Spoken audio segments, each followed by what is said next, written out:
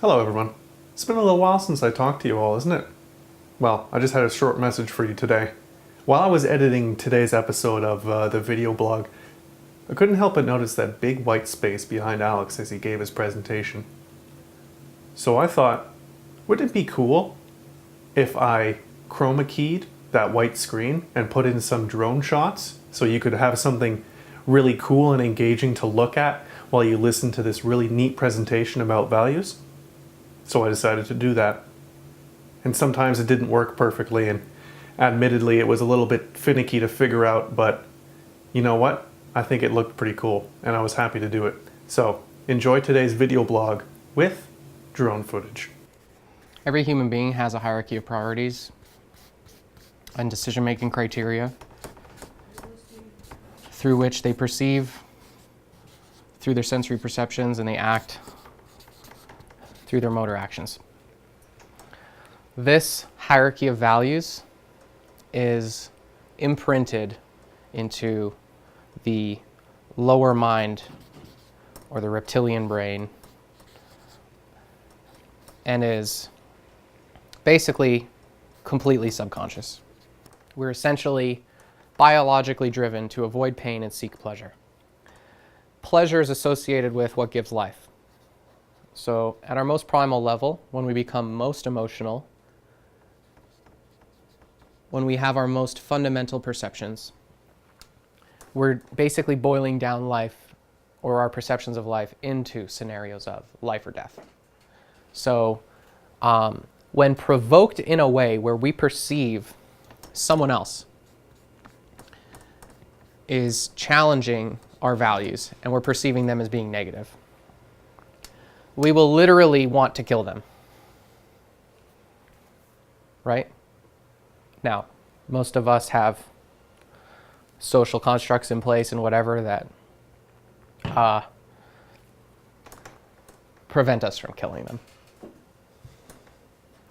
And furthermore, society has structured systems which induce pain if one were to kill someone. So oftentimes the pain of what would happen to us if we did kill someone outweighs the pain we're experiencing that would provoke us to kill someone. That's basically the justice system in a nutshell, right?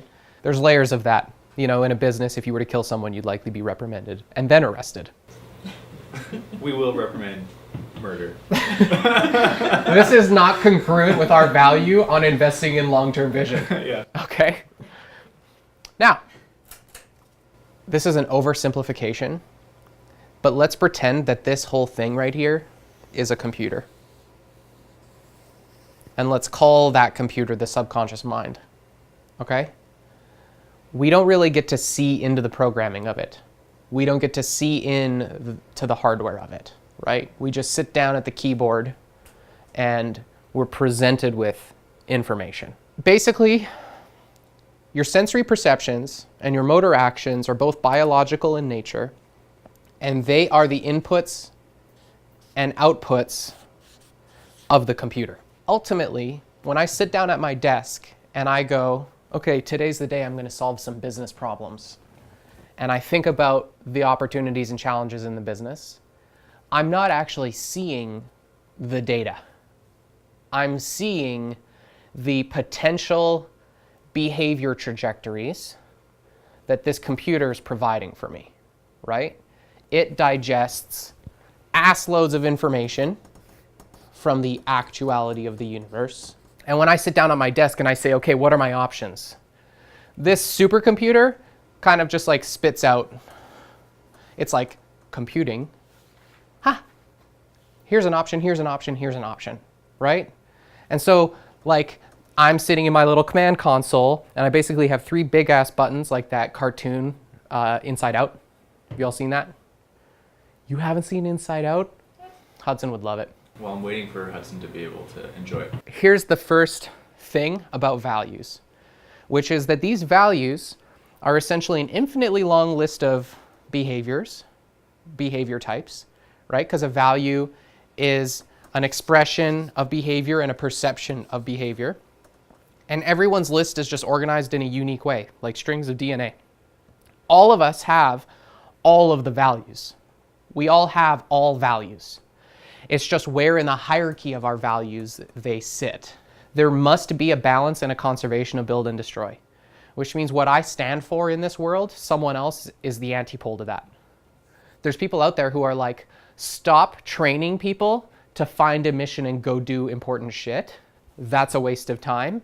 People should just enjoy life in the moment. Can you see that there's people like that?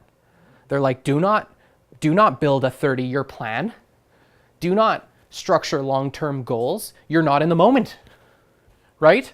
So they're literally trying to kill my plans. They're trying to kill my mission. They're trying to kill my cause. Just be here now. Know what I mean?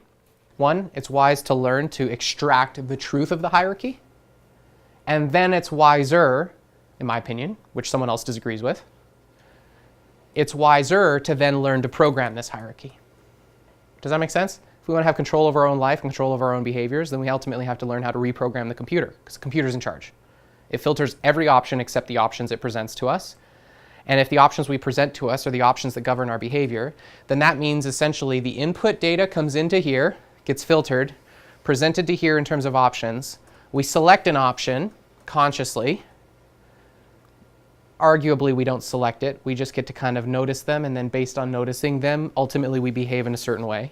And then you just go in a loop and a loop and a loop and a loop, and like your Facebook news feed, you like the things you like, it brings you more of the things you like those things, it brings you more of what you like, and then eventually you're in a fucking bubble. And then you're trapped by your stories. So that's what Nima's work is all about.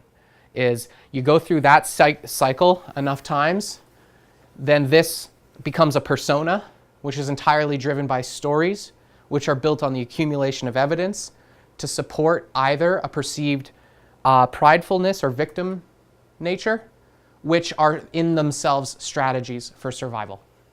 Does that make sense? Someone who is always a victim believes that's how they survive. So everything is a strategy. Everything is a strategy to support an identity, and that identity is built around what they believe and have computated over time to bring them pleasure. There's people who are down here who spend a lot of time in an infatuated or a lot of time in a super resentful state. And then there's people who are more refined, who spend less time in either pole, or they oscillate more quickly, like it's a vibration. So here's just faster vibration, positive, negative, right? And then down in the spectrum, it just slows down. And then we're down here. Now, this is super complicated because there's like thousands and thousands and thousands of perceptions that you've had in your life. Like trillions of perceptions. You're having 10,000 perceptions a fucking minute, basically, you know? So there's like this huge pool of perceptions and everything, and they tend to collect up like solar systems in the galaxy. And so I'm definitely saying that in terms of evolutionary characteristics, there are people who are better and people who are dumber. Like there are more evolved and less evolved people. That's just life. Which of these things is in command? That's the question. Because we all have a lower mind, and we have lower-minded perceptions, and everything is filtered through the lower mind. But then we also have the person in the cockpit. The question is, do they believe what's on the screen or not? The mind is swinging like a pendulum, but the actuality of the universe is that both sides of the pendulum exist. You're just not looking at this side or looking at this side. And when I say you're not looking at it, I mean the mind. You know, you're super resentful of this thing over here, you essentially don't see the benefits. You're super infatuated with this thing over here, you essentially don't see the drawbacks. That's ignorance. When you have a perception that someone has over-supported your values, you live over here. And when you have a perception that someone has over-challenged your values, you live over here. And the time it takes you to see the other side is your degree of wisdom and mastery in life. That's what John says. I will tell you where I'm not very masterful. I've had an enduring charge literally my whole life of perceiving. I'm telling you that. That's my thing. That's my story. Does that make sense? I carry that. And I'm cognizant of how that means I haven't fully explored the alternative. It means I'm not prepared for the drawbacks of having it. It means I have a fantasy about it. It means I think my life would be better if. It means I don't see how my current life is serving me. It means I haven't inspected all of those things. In spite of my neurotic fucking inspection of it, I just haven't. I haven't fully circumnavigated this orbit. So, what does that do? Anytime we have one of these charges, at any level or any frequency. These are just frequencies. Then ultimately we end up distorting love. This is love. Love is the synthesis and synchronicity of complementary opposites. So the universe is essentially a meaning-making machine designed to provide an infinite variety of experiences through an infinite variety of interactions, through an infinite variety of people, in order to create an infinite possibility for the exposure of support and challenge, so that we can engage in an infinite number of lessons, so that we can move along an infinite spectrum of evolutionary development. And it's doing so lovingly, right? We're just ignorant of it because most of the time we're fucking locked up here or locked up there. In order for you to be able to see how you label things as pleasurable and painful, and in order for you to spend your time and your energy on things which you're more likely to be willing to cope with, it's wise to know your values. Because if you are operating consciously, setting goals and taking conscious actions in a way that are congruent with what's at the top of your list of values, your willingness to endure pleasure and pain goes up, which means the probability of you bringing pleasure and pain together in your mind goes up. If you fill your day full of disempowering shit you don't like, that you don't feel inspired by, that you're trying to avoid, that causes you to have instant gratification responses and that you don't really enjoy doing, then your probability of being willing to look and bring pleasure and pain together goes dramatically down. That's the whole point, is we're trying to maximize the probability and minimize the latency of dissolving charges and distortions. That's one of the thousands of reasons to know your values. Good? So let's figure them out. You've all done this before, right? Have you? Yeah. Okay. Yeah, we've done this once when you just started. Well, no, it was in October. When did you start? August. Full time. It's closer to when you started than it is now. Yeah, but I wouldn't say just. Okay, fine, whatever. See, it's all relative. We need to see that as you move up, the values become more intrinsic. When you start to get here, this one is not in pursuit of anything else. Does that make sense? There's no reason for this. There's no third-party external validation, no trajectory for where it goes. It is in itself fully for its own sake. Does that make sense? And then these two are for their own sake, and then these two are for their, and so on and so forth. These become for their own sake. So like someone with hockey here doesn't need any reasons to play hockey. They just fucking love hockey. So, good? Everybody good? Yeah. All right. What is next? Lunch? Yeah. Yeah.